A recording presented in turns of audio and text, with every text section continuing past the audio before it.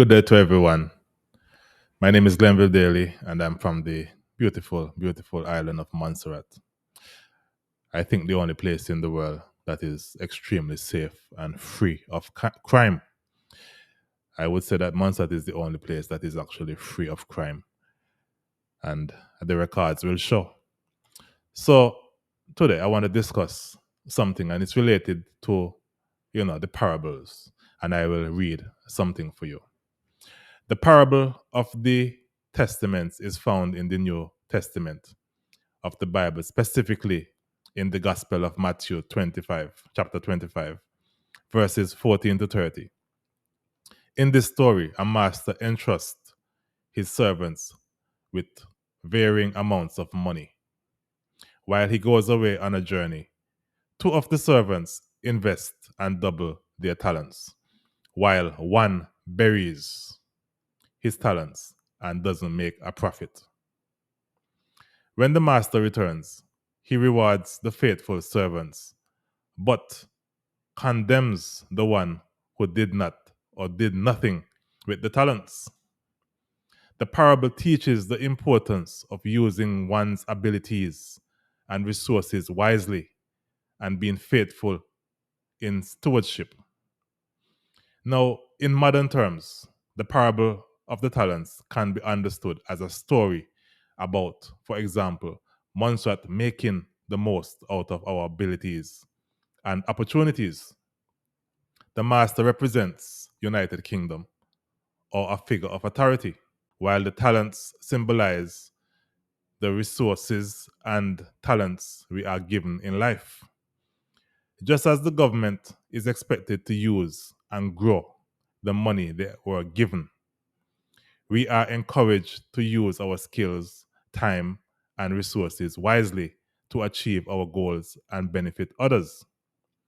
The parable emphasizes the importance of taking initiatives, being proactive, and not letting fear or being comfortable hold us back from reaching our full potential.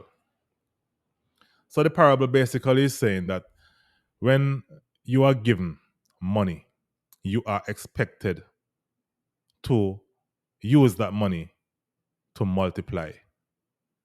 That is all the parable is saying. You do not take that money and use it, waste it, and then ask for more. Because according to the parable, there will be difficulties in getting more money.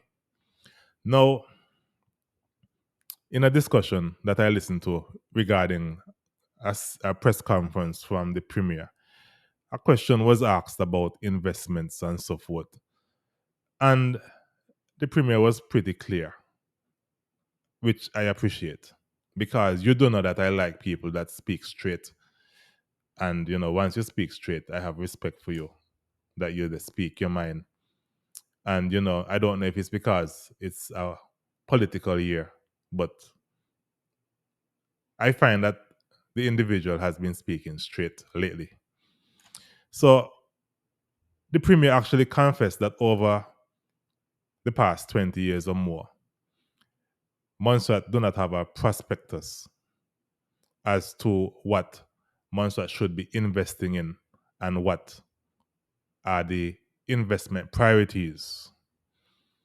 You know, from the meeting, of course, once you meet investors, the first thing they're going to say to you, that you need to put in place a priority list as to what investments the country is seeking. Because, to be honest, how do you speak to investors? How do you encourage the diaspora to come back to Montserrat if you do not have a plan as to what investments you have and where do you want these investments and what time frame you want these investments? That is the truth. How do you encourage anybody to actually come back to Montserrat to invest?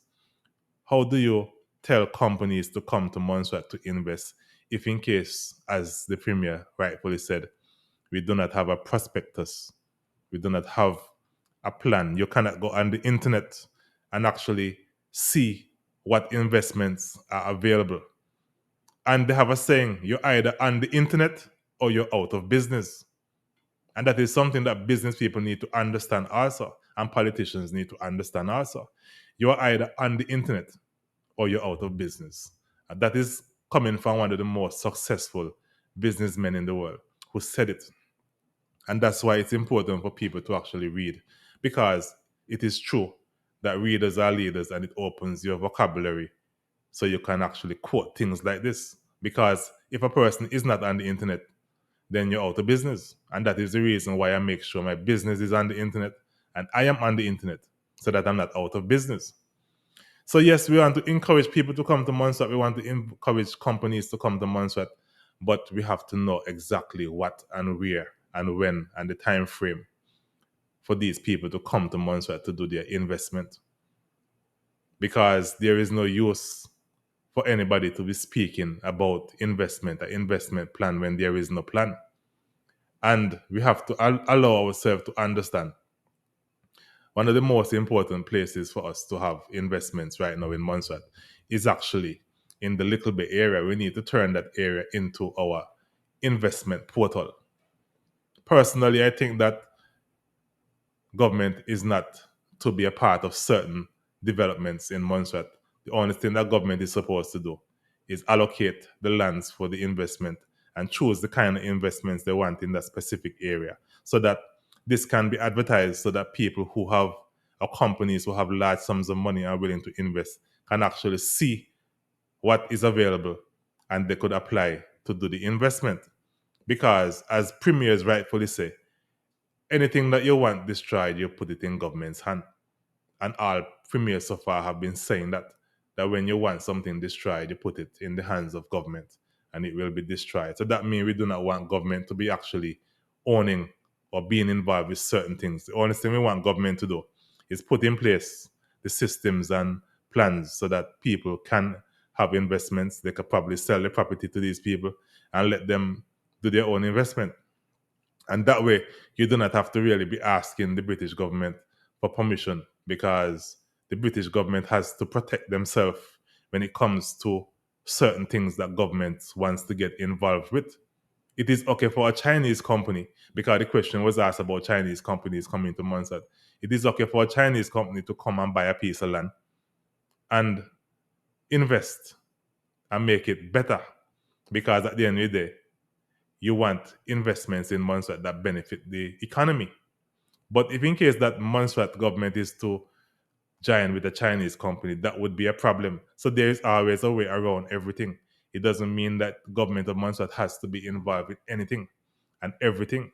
Government of Montserrat needs to know exactly what investments they want in Montserrat, so that they could advertise it on the internet, so that companies can see what is available and come here. We have hotels that probably, or there are hotels that probably are interested to come. There are other companies that maybe want to do factories and so forth to hire people in Montserrat. That is where government come in and set policies to protect the country and to make sure that the people of the country benefit from any investment. So I had to quote the parable, because the parable is saying that we cannot continue to be just receiving money and burying the money, basically. We know some governments have been burying money, large sums of money. They have buried, they dig up dirt and they put it back and so forth. They do all kind of different stuff with the money. But we have to now show that when we get money, we could make the money multiply to get us out of granting aid, because we cannot continue to stay in granting aid forever. We have to learn to be independent and on our own. So I just had to, give this little quote at the beginning so you could understand where I'm coming from. We have to actually learn to stand on our own. We cannot rely on the British government, and I don't think the British government want Montserrat to be relying on them forever. Thank you very much. Have a good day. Take care and bye.